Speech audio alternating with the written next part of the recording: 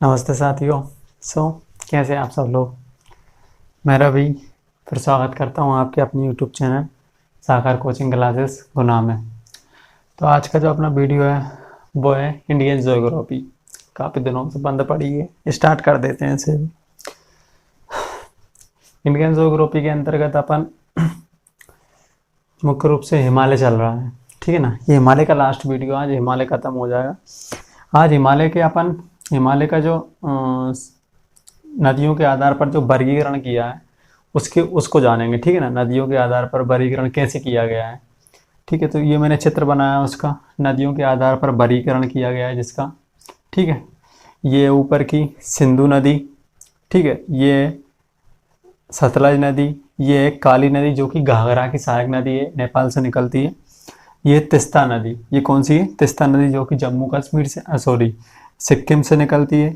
इसके बाद ये आती है दिहंग नदी, ये वास्तव में ब्रह्मपुत्र नदी है, जबकि इसमें अरुणाचल प्रदेश में क्या होता है, इससे एक नदी आके मिलती है जिसका नाम है दिहंग नदी। क्या? दिहंग नदी। तो दिहंग नदी के नाम पर इसका नाम क्या पड़ जाता है? ब्रह्मपुत्र नदी का दिहंग नाम पड़ जाता है, ठीक है ना। तो दिहंग नदी है, जिसे क्या मान लेते हैं अपन? दिहंग नदी है, ठीक है।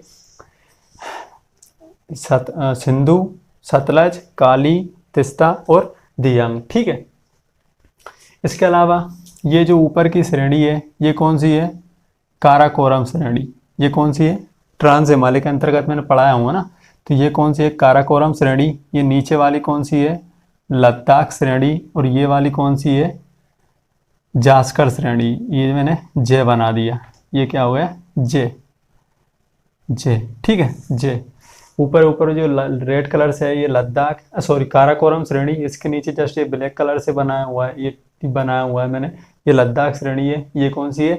जास्कर श्रेणी है, ये ट्रांस हिमालय के अंतर्गत आती है। इसके बाद में ये कौन सा है? ये रेड कलर से बना हुआ है, ये है बृहद हिमालय, लघु हिमालय। और ये नीचे वाला कौन सा है? शिवालिक हिमालय, ठीक है। तो आइए स्टार्ट करते हैं। नदियों के आधार पर हिमालय का वर्गीकरण। तो नदियों के आधार पर जो हिमालय का वर्गीकरण किया गया है वो किसने किया है? तो वो किया है सिडनी बुराड ने। किसने किया है? सिडनी बुराड ने किया है।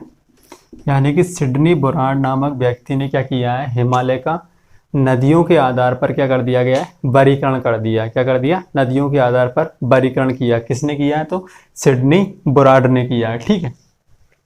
इनके अनुसार जो कश्मीर हिमालय है, क्या किया है इन्होंने? हिमालय को 4 भागों में बांट दिया। कितने भागों में बांट दिया? 4 भागों में।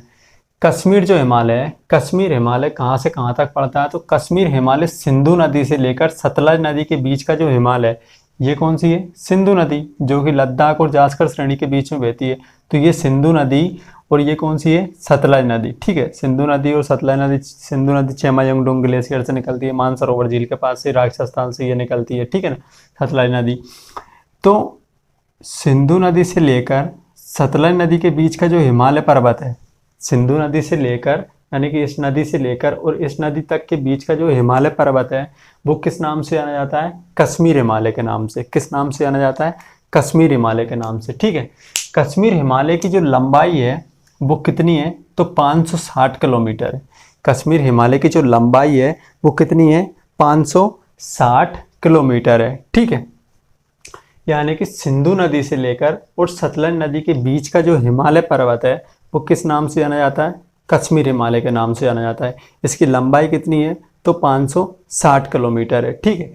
इसी के अंतर्गत क्या क्या आते हैं? इसके अंतर्गत आते हैं अपने माता वैष्णो देवी का मंदिर, ठीक है ना, माता रानी का मंदिर।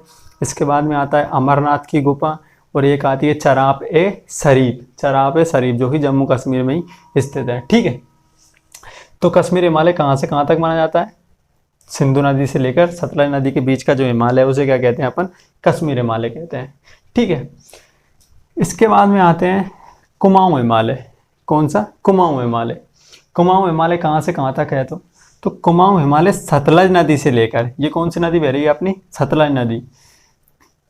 कश्मीर हिमालय कहाँ से कहाँ तक है? तो कश्मीर हिमालय सिंधु नदी से लेकर सतलज नदी तक है। जबकि कुमाऊं हिमालय कहाँ से है?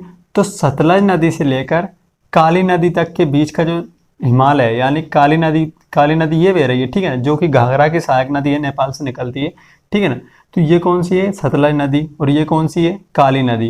तो सतलज और काली नदी के बीच का जो हिमालय है वो किस नाम से जाना जाता है? कुमाऊं हिमालय के नाम से जाना जाता है। किस नाम से जाना जाता है? कुमाऊं हिमालय के नाम से जाना जाता है। और जो इसकी लंबाई है वो कितनी है? तो 320 किलोमीटर है। ठीक है, 320 किलोमीटर है।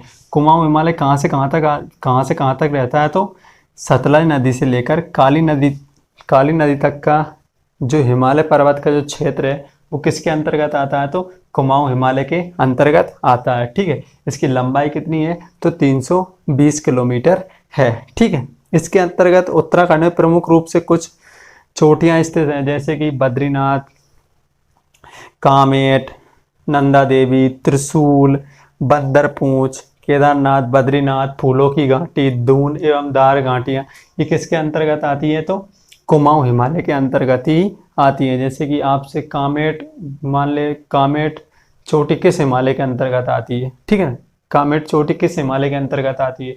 कश्मीर हिमालय, कुमाऊं हिमालय, नेपाल हिमालय या असम हिमालय? तो किसके अंतर्गत आती है? कुमाऊं के अंतर्गत आती है। इसके अंतर्गत कौन कौन सी चोटियां आती हैं वो उसके नाम लिख लो।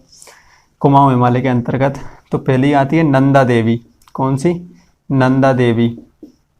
इसके बाद में आती है कामेट। कामेट के बाद में आती है बंदरपूंछ। बंदरपूंछ, ठीक है। बंदरपूंछ के बाद में आती है बद्रीनाथ। बद्रीनाथ। इसके बाद आती है केदारनाथ। केदारनाथ, ठीक है। फूलों की घाटी। फूलों की घाटी, ठीक है। दून एवं दार, ये भी किसके अंतर्गत आती है? तो इसी के अंतर्गत आती है। ठीक है, बंदरपूंछ के अलावा एक चोटी और है, उसका नाम है त्रिशूल। कौन सी है? त्रिशूल चोटी। ठीक है, तो ये किसके अंतर्गत आती है? कुमाऊं हिमालय के अंतर्गत आती है। कौन सी? कुमाऊं हिमालय के अंतर्गत। जैसे कि नैनीताल किस हिमालय के अंतर्गत आती है? ठीक है ना, नैनीताल किसके अंतर्गत आती है? तो नैनीताल वगैरह ये सब किस में आती है? तो कुमाऊं हिमालय में आती है। ठीक है, कहाँ से कहाँ तक माना जाता है कुमाऊं हिमालय? तो कुमाऊं हिमालय सतलज नदी से लेकर काली नदी तक के बीच का जो क्षेत्र है वो किसके अंतर्गत रखा जाता है? तो कुमाऊं हिमालय के अंतर्गत रखा जाता है। इसकी लंबाई कितनी है? तो 320 किलोमीटर है। नदियों के आधार पर जो हिमालय का वर्गीकरण किया था वो किसने किया था? तो सिडनी बुराड ने किया था। ठीक है, इसके बाद आते हैं नेपाल हिमालय। इसके बाद कौन सा आता है अपना? नेपाल हिमालय आता है। नेपाल हिमालय। नेपाल हिमालय कहाँ से कहाँ तक आता है? तो काली नदी से लेकर, ये कौन सी है? काली नदी। तो काली नदी से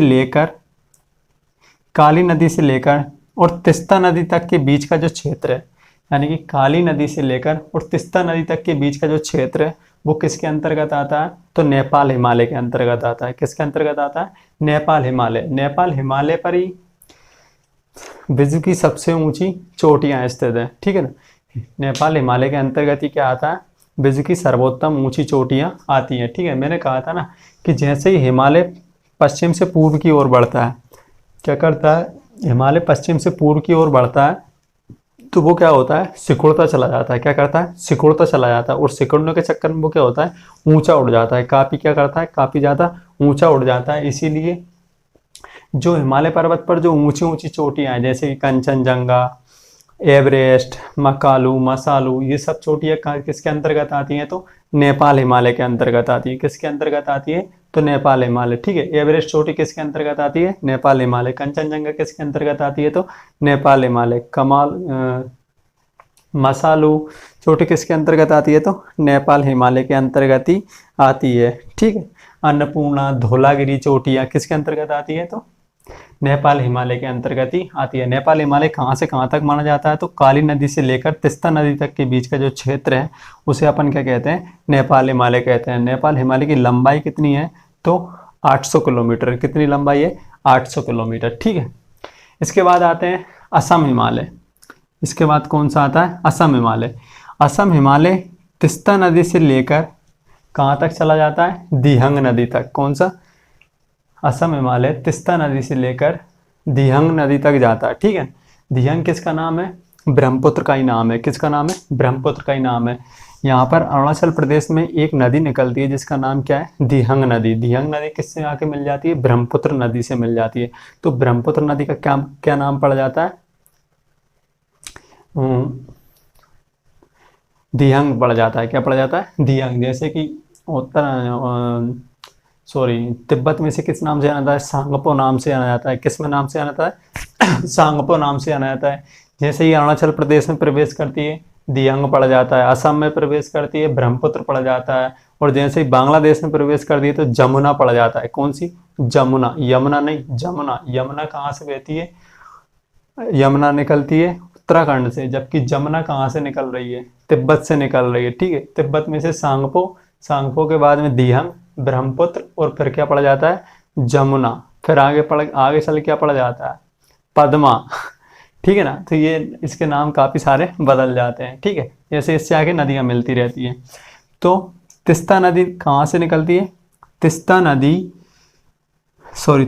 नहीं, असम हिमालय कहाँ से कहाँ तक है, तो असम हिमालय तिस्ता नदी से लेकर दिहंग नदी तक का जो बीच का जो हिमालय है उसे अपन किस नाम से जानते हैं, तो असम हिमालय के नाम से जानते हैं। असम हिमालय की लंबाई कितनी है, तो 720 किलोमीटर है। कितनी है, 720 किलोमीटर है। ठीक है, हिमालय का नदियों के आधार पर वर्गीकरण किसने किया था, तो सिडनी बुराड ने किया था। ठीक है, इसके अलावा जो पूर्वोत्तरी राज्य हैं, यानी कि पूर्वोत्तर राज्य जैसे मणिपुर, नागालैंड, मिजोरम, ठीक है ना, इनमें क्या है, कुछ पहाड़ियाँ स्थित हैं। क्या है, कुछ पहाड़ियाँ स्थित हैं। जैसे कि अरुणाचल प्रदेश में एक पहाड़ी है, हिमालय की पहाड़ी है, उनके मैं नाम लिख देता हूँ।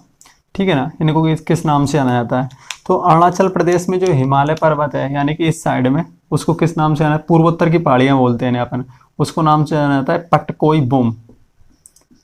पटकोई बुम कहाँ पे स्थित है, तो अरुणाचल प्रदेश में स्थित है। ठीक है, नागालैंड में से नागा पहाड़ी के नाम से जाना जाता है। नागालैंड में किस नाम से जाना जाता है, तो नागा पहाड़ी।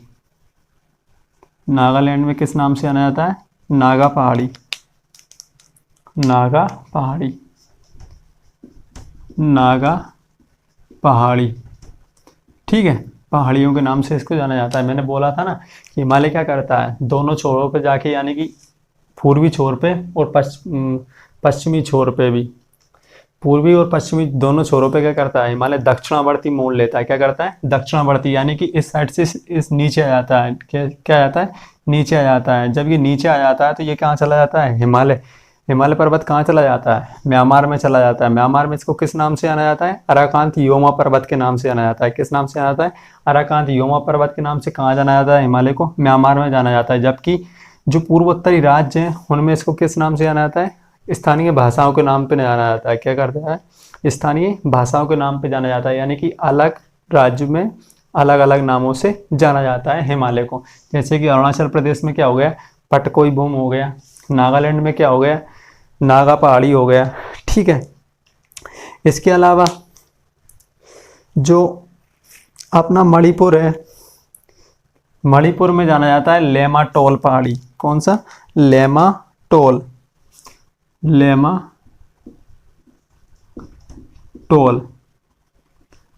लेमाटोल पहाड़ी कहाँ स्थित है, तो मणिपुर राज्य में स्थित है। मणिपुर कहाँ है, मणिपुर राज्य में।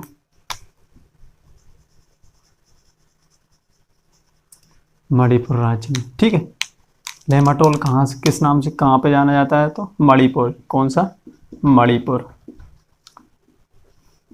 मणिपुर। ये का नागा पहाड़ी कहाँ से जानी जाती, नागालैंड, नागालैंड हो गया। ठीक है, पटकोई बुम कहाँ जाना जाता है, तो अरुणाचल प्रदेश में, अरुणाचल। ठीक है, ये क्या थे, इसके स्थानीय नाम थे। इन्हें अपन क्या कहते हैं संयुक्त रूप से, पूर्वोत्तर की पहाड़ियाँ। क्या कहते हैं, पूर्वोत्तर की पहाड़ियाँ। पूर्वोत्तर की पहाड़ियाँ भारत को किससे अलग करती है, तो पूर्वोत्तर की पहाड़ियाँ भारत को म्यांमार से अलग करती है। क्या करती है, पूर्वोत्तर की पहाड़ियाँ भारत को किससे अलग करती है, तो पूर्वोत्तर की पहाड़ियाँ भारत को म्यांमार से अलग करती हैं। ठीक है, तो ये थी हिमालय। ये हिमालय का लास्ट लेक्चर था आज के बाद, मतलब हिमालय आज खत्म होता है। इसके जस्ट बाद अपन पढ़ेंगे प्रायद्वीपीय भारत का पठार। कौन सा, प्रायद्वीपीय भारत का पठार। तो बताइए कैसा लगा, कमेंट करके ज़रूर बताएं और अपने दोस्तों के साथ लाइक सब्सक्राइब शेयर सब करें। ठीक है, धन्यवाद।